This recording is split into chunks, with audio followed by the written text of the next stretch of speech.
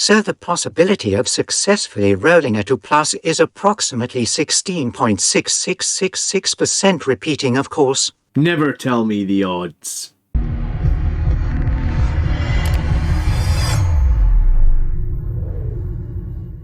Greetings, my brothers, welcome to the weekly tactics video, and today I'm going to tell you how I was a single 2+ roll away from finishing top 3. That would be my best performance ever at GT. In fact, I finished 6th, which is just one place higher than I've ever done before. I have finished 5th. So let's talk about my 6th place finish, what I did with my list, how I played Gladius, basically all the strats, everything you need to know, and how I made 20 Gravis Marines, or 22 if you include the characters, actually work out pretty good for Blood Angels. I had a fun weekend. I did probably just about as well as I'd hoped, and here is my list. So basically, I'm going to break down the list in a second, but this was a 3-2. I won my first 3 games and then played basically 2nd place and 3rd place in 2 really tough and well thought out games. I actually had a really good chance of going 4-1, and probably actually hindered myself. When you play an opponent that you know is a very good player in the final game of the GT for a podium, it's very easy to put pressure on yourself, and I just did that. And I think when I go over the game, I know I should have won it. I 100% should have won it, and hopefully this is a learning experience. I feel like I'm doing pretty well. 415 battle points. I think that might be the most battle points I've ever scored in 5 games. And yeah, here's my list. I'll talk you through it, and I'll tell you everything I'm doing. I'm starting with the Apothecary Biologist with Fire Discipline. He's attached to a squad of 6 aggressors, all with a Bolt Storm, Frag Storm, Power Fists, and then they're attached also with a Captain with the Bolt Storm Gauntlet and a Power Fist and a Relic Blade. What this is a deadly unit in terms of both shooting and melee. And if you haven't watched my video before when I talked about Fire Discipline aggressors, they're insane. They're the best unit in my list. They do tons of damage in melee, they do tons of damage in Overwatch, and they also do insane damage in shooting. And I'll use my Librarian Dreadnought to try and get like a turn 1 Alpha Strike. I'll move them all over the board, assuming I can roll a 2-up, which I did just about every single time, except possibly the most critical roll in this event. I was really impressed with them. The issue with them is that the second they shoot 1 time, your opponent's going to be like, holy damn, I did not realize that this squad of aggressors can potentially do somewhere between like 30 and 40 damage, maybe even more, just on shooting, and then they have a charge as well. And the opponent will instantly train every single gun or every single deadly unit they have in their list against the aggressors. That's why Blood Angels have a unique advantage here. With Librarian Dreadnought, you can put those aggressors in really difficult spots for your opponent to deal with from turn 1, ideally putting them somewhere when they shoot and kill everything that they can see, then there's very little return fire going back into them, and that's kind of the catalyst for this whole list. So I also have a Chaplain with a jump pack. He has a Crozius and a Power Fist. I feel like most of the time this guy throws a grenade, so he's attached to 5 Death Company, 5 Infernal Pistols, and Power Fists. And I think it's good for him to have that Power Fist, because it means that when you come into those big, really tough to kill targets, it's just 4 more Power Fists. He hits on 2s while he's attached to the Death Company, rerolls 1s. So really, when the Death Company go into combat at full health, you have, like, I think it's 15 Power Fists from the Death Company, 4 more for him, so 19 Power Fists. You're re-rolling all your hits, and then you're +1 to wound on a Strength 8 weapon. They usually do, like, somewhere like 10 damage to even, or 10 wounds to even very tough targets. So I actually really like this Death Company, and then 5 Infernal Pistols. With good movement around there, you always manage to pop off a few wounds with Infernal Pistols too. The Death Company might have actually been my second favourite unit in this list, and there might be space for a second 5-man squad of Death Company. I don't think I like 10-man squads, but this 5-man squad performed really well at the event. I was really pleased with them. They probably exceeded my expectations quite a bit, actually. The one thing I want to say is, and I'm going to mention this later in the video, I started them on the board every single game. I've been trying on my stream to start them in reserve a lot, and I think it was a much better idea to just start them on the board, play them exactly like I used to play in 9th edition, try and deploy them somewhere hidden, jump from cover to cover, and then make key charges onto objectives or into opponents when and where opportunity presents. The Heavy Intercessors, they are an amazing unit. I absolutely love Heavy Intercessors. Having been at the event, I kind of like looking at the heavy intercessors going, is there any way I can change this list to get a second squad of heavy intercessors? Because I took regular intercessors thinking that they were cool because they sticky objectives, but sticky objectives, while it's great, when you play an event, lots of people have lots of ways of moving units around, shenanigans, stuff like that. So sticky objectives wasn't nearly as strong as I maybe had hoped it would be. Maybe like 1 or 2 times in the entire game, or in the entire 5 games, it actually came up. I think I would have rathered just parked another unit of heavy intercessors on another objective, because I had heavy intercessors on multiple games, on multiple objectives, taking fire after fire after fire. I mean, the Tau player must have shot like 1,000 SMS missiles at them.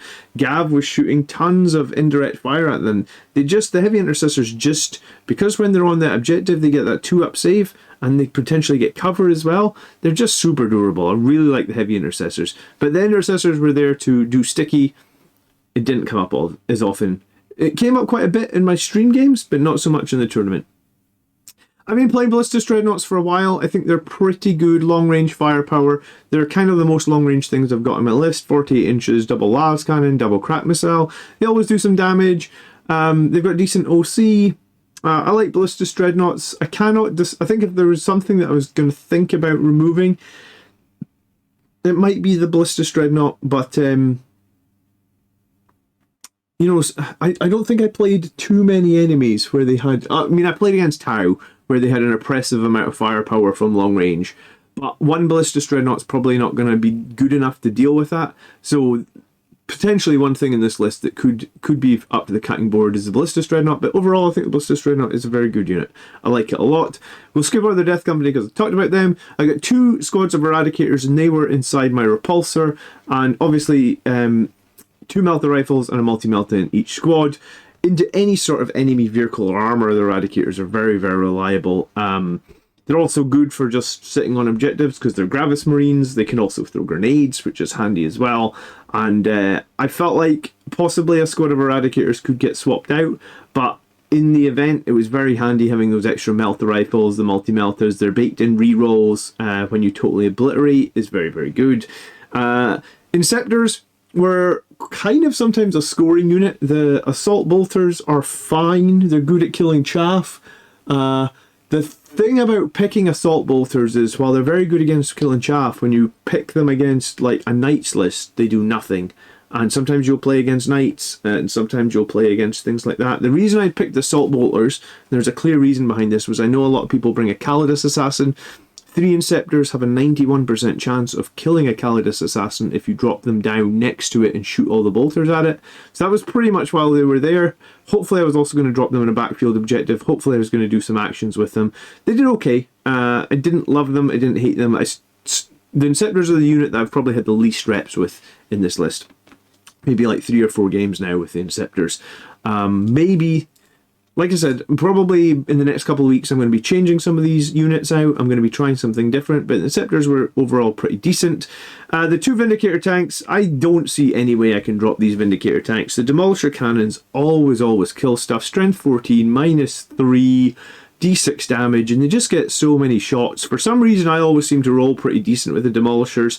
I want to say like through the entire event, I rolled maybe 1 or 2 for the number of shots. Most of the times I'm rolling like 4 up. You're getting 8 strength 14, -3 d6 damage shots. Usually they're shooting an oath a moment target. They got Hunter Killer Missile there for good measure as well. I like the Vindicator tanks very, very much. And then I had a small squad of Inquisitorial Henchmen designed just to score me some points, come in and do an action, or potentially reinforce an objective. They're fine. I think it's always good to have that like throwaway little 40-point unit or something like that. It would be better if it was Scouts, and maybe in my next iteration of this list it will evolve into Scouts. But I played this list a lot, or played something similar a lot, and sometimes, and I built this list from scratch, like, you know, like I said, it was a bit jerry-rigged with the units that I had. I didn't buy anything new, so I felt overall pretty good about this list, but I'd only played it into a small amount of the meta. So going to a tournament means opening it up against a bunch of different players, and also kind of learning. You're certainly going to learn at your first GT of the new season. So I feel like I learned quite a lot. Here's their scoring, if anyone really wanted to see that. So you can see down here, this was me, 84, 92, 82, 80, and 77. So obviously I lost those last two games. I actually played against John, who beat me 93-80, and I played against Gav, who beat me 81-77. So overall, pretty good scoring, even in the two games that I lost. My battle points were higher than 4th and 5th by a significant amount, 60 points higher, actually. Oh, 50 points higher, sorry. Like 50 points higher than 4th.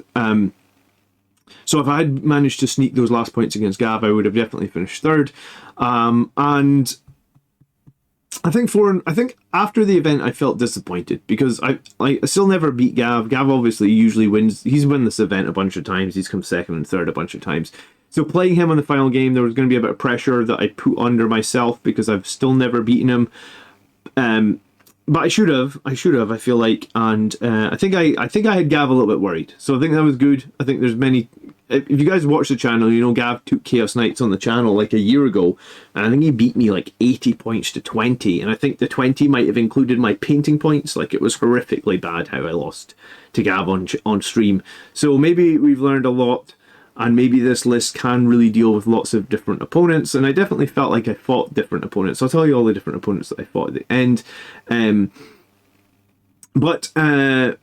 Yeah, like most of my lists for the last few years have been jump infantry based lists, and that's what I like to play typically as Blood Angels, and that's what most of us like to play. But this was event, obviously I played a lot of Gravis models just because I was really struggling to get wins with toughness 4 Marines. But like, and I also think that I've made some good thoughts on how we could improve this list, and I'm going to go over that in this video, and I'm going to go over that in the next few weeks, and then I'm going to play it on stream. And I think ultimately I would like to take something similar to another event with Blood Angels, still probably taking that Death Company, still probably taking Librarian, Dreadnought and the Aggressors, maybe some more tweaks, and see if we can't just push on for that elusive 4-1. I haven't done 4-1 event, I think, for like probably 2 years now. I think I did 4-1 a few events in a row, and now I kept falling to 3-2, so we need to get back there. And yeah, I also put up, did I miss anything else? No, I also put up the strength of schedule thing. So if anyone wants to know what all these other numbers mean, wins SOS, wins extended SOS, basically it just shows you basically the quality of your opponents. Now this is all available in Best Coast Pairing, and it's pretty cool. So you can see here like battle points extended SOS, and battle points SOS. My battle points SOS, so battle points, a measure of the quality of the player's opponents, the average of opponents' battle points divided by the number of opponents. My battle points SOS was actually like kind of the highest in the entire in the top 6, right? So arguably that means that I had the hardest games in the top 6, or I let my opponents score too many points. It could be that.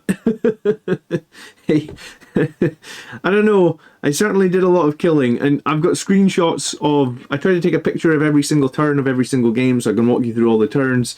And I was going to say, in quite a few of my games, I think I just about tabled my opponents. There was 2 games that I think 3 games I almost tabled my opponents. 2 games were much more close. Okay, so why am I playing Gladius and not the Blood Angels detachment? Well, I think it's flexible. I think this is the largest reason I played the Gladius Task Force. When it was first released, I wasn't sure it was going to be good, because if you remember, Doctrines on paper kind of looked worse than their 9th edition counterparts. But every game, I feel like you need advance and shoot. You want fallback, shoot and charge, and fallback, shoot and charge, yeah, or advance and charge. It's insane how much power that gives you. Along with that adaptive stratagem, there's almost nothing you can't do at critical round within the battle. And, opponents are always going to try and lock you in combat, no problem, I'll just fall back, shoot you and charge you again. Opponents are always going to try and move away from you, no problem, I'll just either advance and shoot or advance and charge. Or something as simple as like, you need to investigate signals in the corner of the board, no problem, I'll just advance this unit and put them in Devastator Doctrine so we can shoot, and now we can do the action. So there's loads you can do with Gladius. I love it. And why am I not playing the Blood Angels one? Well, I intrinsically feel the rules for melee combat in the edition are much more limited. The lack of heroic interventions and the limit on positioning really lean towards making shooting armies or hybrid armies stronger. I'll elaborate fully on this in probably a battle report. I'm going to do one against the World Eaters, but the aggressors are actually an amazing example of this, right? So they're like 6 guys with so much shooting, but also, why have I said 18? 18 attacks from Twin Lake Power Fists when engaged in melee combat. So I think what you want, or what's really good in this edition, is units that can do both. And I think that's why I like the Death Company with the Infernal Pistols, because the Infernal Pistols will also let them do some damage. I remembered to use grenades a lot in this tournament, and I need to remind myself to tell you guys that one of the advantages of adding that captain to the Gravis unit is the biologists and the aggressors do not have grenades, but the captain in Gravis armor does have grenades. So sometimes if you just need to do some mortal wounds to a unit you don't want to end up shooting or don't want to end up charging, I actually really liked having that captain in there. So, a jack of all trades, master of nothing, I guess is one way you could look at the Gladius. I'm sure you've heard the saying, but Gladius basically lets you do all this, right? Because you have a strat that will boost your damage in the Assault Doctrine, and you have an enhancement that will do that. You also have a boost your damage in the Devastator Doctrine, and you have an enhancement that will help you do that. I mean, I mentioned Storm of Fire and Fire Discipline, both be using that. You also have the defensive profile strat, Armor of Contempt. Remember how strong Marines were with 9th edition when everybody, Marines used to get 9 Armor of Contempt army-wide? Well, being able to use that on a unit for free. Remember, the Gravis captain can use that Armor of Contempt for free if you're not needing Storm of Fire, because or you can just use it in a new battle round if you're not sure you're going to survive all the way through to use your Storm of Fire. You can also move your infantry to safety with a little bit of luck, or at the correct time with Tactical Doctrine. And infantry die so fast, so being able to jump them like behind a wall or out of cover or line of sight, it's kind of really strong. Use squad tactics a lot. That's the name of the strat that Gladius has here. And then fight on death for 2 CP, which I actually rarely use and never used at this event. But yes, I think Gladius really is a jack of all trades. There's a lot you can do with it. I guess if I could have added a few more scoring units, I think I really could have. Well, I should have finished 4-1 anyway. I probably can't finish 5-0 at the event, but I think with a few more scoring units, I really think that maybe I'll be on to some sort of like super strong Blood Angels Gladius list. And like I said, there's a lot of stratagems and synergies here that are unique to the Blood Angels attachment, because no other chapter, as far as I'm aware, can teleport aggressors around, and no one other chapter has advancing and charging Death Company. And yeah, pretty overall, pretty strong. So let's talk about the strengths and see if there's anything I haven't missed. So I feel like this list was a little bit carried by those Fire Discipline aggressors. Every game they dealt so much damage. In some of my practice games when the aggressors died, I felt a little bit worried. In some of my practice games when my Vindicators died, I felt a little bit worried. But I think there must have been enough damage from enough different units that this list now feels very rounded. Maybe adding those Eradicators, because they were the last thing I added to the list, just meant that, like, if I lose a Vindicator tank, no problem, I got Eradicators. If I lose the aggressors, no problem, I got the Death Company, etc., etc. The Doctrines make it very flexible. The 5-man Death Company, the Chaplain, performed amazingly well. As I said, much better than I expected. I started them on the board every game. It worked a ton better than what I'd been trying in my practice games. I remember to use the grenades a lot. It's a decent stratagem. In one turn, I actually threw a grenade that did 1 mortal wound to a unit, and then shot that unit for 13 damage and 13 health left. So a well-placed grenade. And I mentioned that the Gravis Captain has grenades, aggressors and the Biologists do not. There's enough high-strength firepower to inflict serious damage. Against the Chaos Knights in turn 1, I killed 4 Armigers, and that included failing my charges.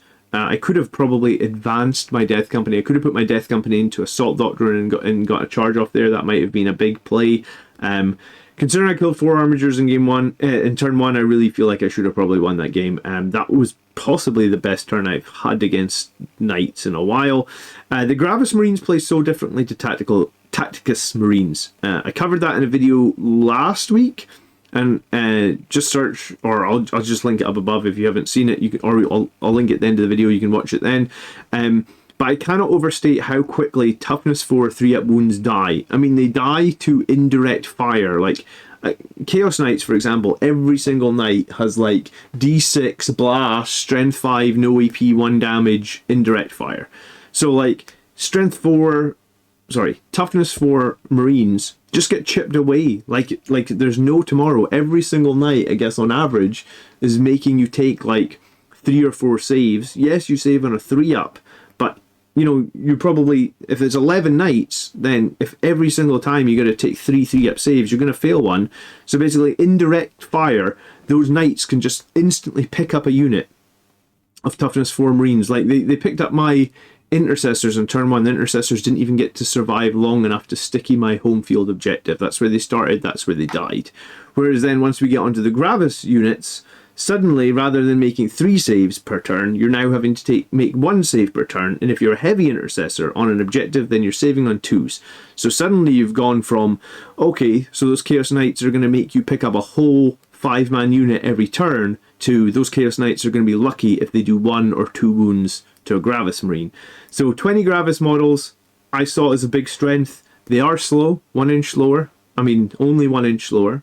Their points are really not that much more, but for Blood Angels, we can counter their slowness by our teleporting Dreadnought. And for the most part, I would say, statistically, 83% of the time, your Dreadnought will teleport people.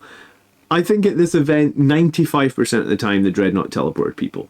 The 1 or 2 times that I really needed to roll a 2+ was the times that I rolled a 1+. It happens.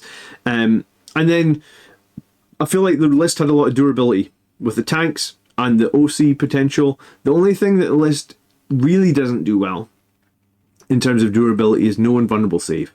In some armies, although Games Workshop said 10th edition is going to be a lot less lethal, we still have some armies with obnoxious amounts of AP. Those Chaos Knights Meltas are -5.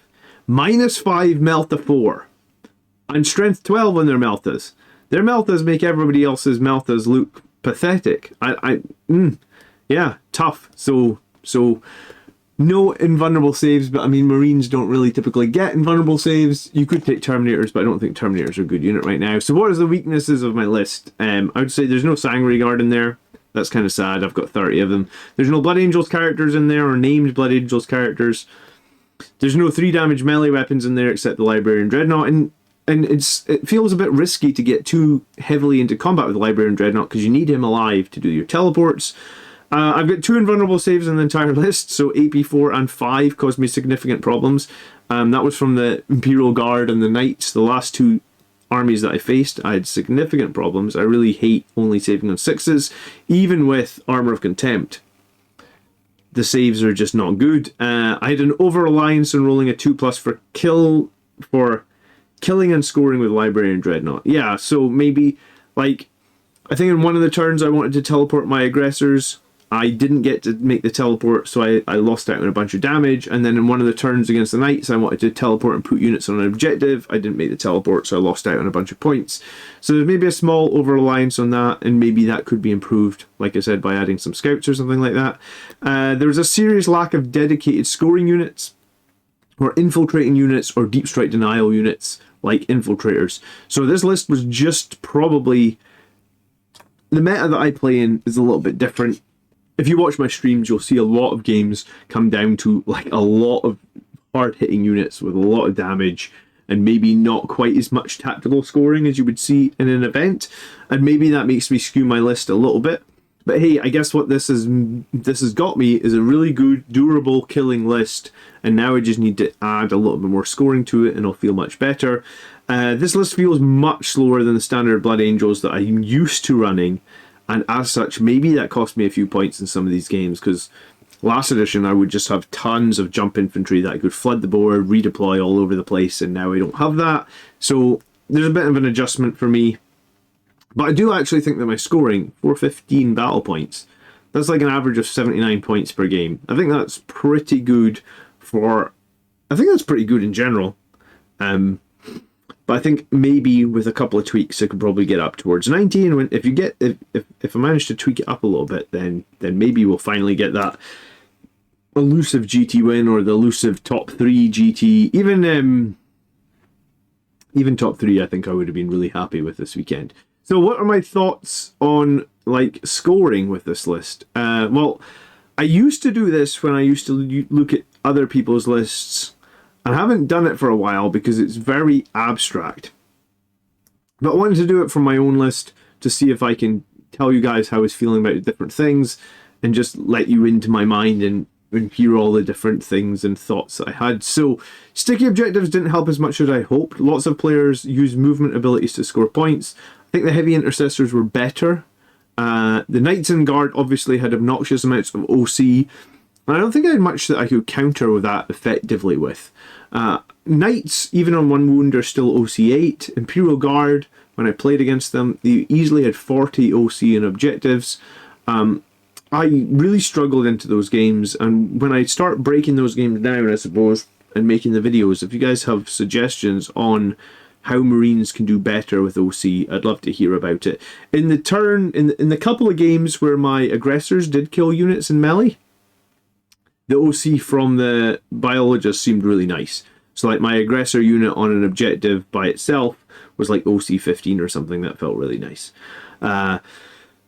How does this list do against infantry and horde? I think there was a lot of ways in which I dealt with infantry and horde. And in the game against the guardsmen, I killed so many guardsmen. The aggressors being able to redeploy all over the place with blast on each grenade were insanely good against infantry. The Death Company chaplain were super useful also into infantry. And then scepters look good on paper, but they generally underperformed for me. But like I said, the Vindicators always seem to do good damage. So the Inceptors, the 3-inch deep strike came up a couple of times for scoring. But yeah, their killing power never quite came off. They double 6, or they sustain 2 6s is good, but maybe the Inceptors really need to be shooting your Oath of Moment target to feel like they've got a chance of doing a lot of damage. Inceptors sound like they should kill infantry on paper, or hordes, but they never really felt like they did. Against anti-vehicle monster, like killing all 11 Chaos Knights in my last game against Gav and having the ability to easily kill units like Angron made me feel really strong in terms of damage output. Like I did feel like my damage output for the most part was there. I felt like when I played against Tau, I couldn't trade with the Tau tanks. There was too many Tau tanks, there was too much AP and too many shots coming out.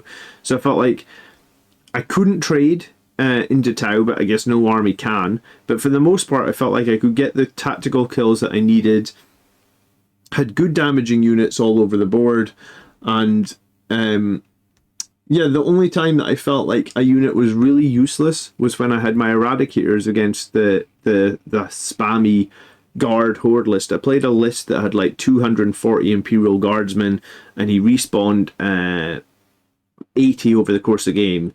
So it's like if you're playing against a list that has 300 guardsmen in it, a Meltagun or 2 Meltagons and a multi-Melta is basically useless, because what's it going to do? Kill 4 guardsmen a turn?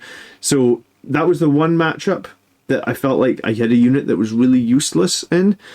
But then what I ended up doing in that matchup, which I think was pretty smart, I just used the Eradicators as my action monkeys. So the Eradicators they started the game screening, or one squad that started screening, and then we tried to do actions with them. Next up, mobility. So I think 7 is a bit of a stretch here in terms of mobility. I think this list probably lands somewhere more like a 5 or a 6. It does have a couple of fast-moving tanks, but it really does hinge on rolling a 2-up at the critical times for the Librarian Dreadnought, and apparently when I need to do that, I can roll a 1, and that cost me, I think rolling that 1 in that final game cost me somewhere in the region of 9 or more points. Because what it would have done would have been that I was on another objective for 2 more turns, which would have been 3 times 2, so 6 points. I would have been able to get engaged on all fronts, so that would have been another 3 points, so 9 points.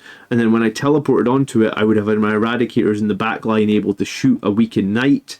Potentially they kill that as well. So there were a 2+ in my final game. Could have possibly scored at minimum, I guess minimum 6 points, possibly 9, possibly 12 or something. So the mobility at 7 out of 10 feels like it's a stretch, and it requires you to roll 2-ups, which for the most part I did very, very reliably. It's annoying that you cannot re-roll that failed psychic test. And the time that I failed it in that final game against the Knights, I rolled a 1. So I had to roll for D3 mortals, which I rolled a 6. So my Librarian Dreadnought took 3 mortals, and he had he had 1 wound left at that point, sorry, and I rolled a 5, a 6, and 6 for his Feel No Pain. So he lived, but then he died in the next turn, and ultimately his death cost me like 3 points as well. So the failed teleport cost me 9, and him dying cost me 3. So I was sort of panicking at that point, I guess, because I was behind in the game against Knights, and it was for the podium. And I'll explain it all in the next couple of weeks when I play against Knights, and I'll try and run a turn by turn and what I did wrong. I think the Inceptors are decent for mobility, and I quite often use them to score points. The fact that their guns are assault means that they can move 10 plus advance plus do an action.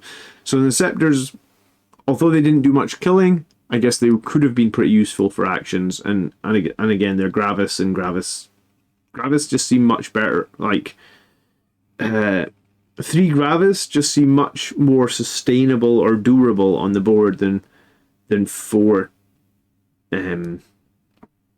regular Marines. I guess the Death Company Feel No Pain probably maybe just keeps them up or makes them comparable to Gravis. But the problem with the Death Company is then you need to attach a chaplain, otherwise you get limitations like you can't fall back and stuff like that, and you get OC0, and I don't really see any point in running OC0 models. For specialization, I would say it's maybe like a 6 out of 10. Honestly, I think the Doctrines keeps me in this. I used to class specialization last edition in terms of like, can you deal with incoming psychic damage? Can you deep strike denial? Can, all the sort of shenanigan style stuff that maybe a regular list don't. Do you have forward deployment?